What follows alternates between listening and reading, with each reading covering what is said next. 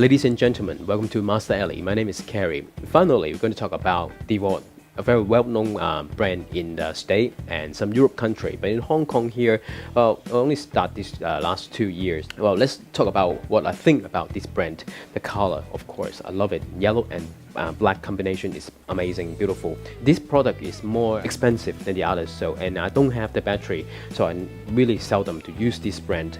This is the top model, DCD996, and this is the second model, DCD796. Because this time we're going to do the test on this one, and we are not going to talk about the top one. So let's put it aside. DCD796, a very sturdy metal chuck, and the torque control, I find it a little bit tough, but it's okay. And then the speed is 1 and 2 speed, a bit tight there as well. And the handle, it's I'll say it's designed for Europe people which have bigger hands.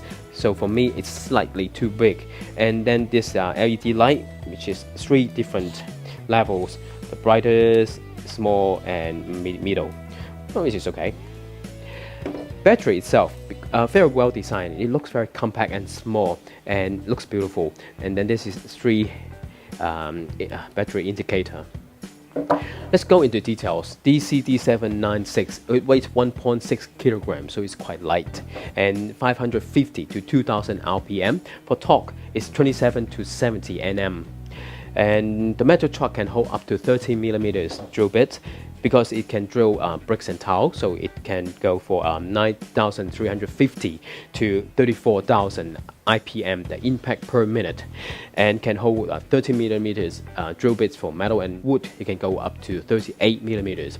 For the price, most important, in Hong Kong it costs 1,480 for the drill itself. So I'll say the price is more pricey compared to other brands we just did our test. We're going straight for our drill driver test, but if you want to know more for the DCD996, please leave a message to us, give us a comment, give us a like, come back and watch our videos.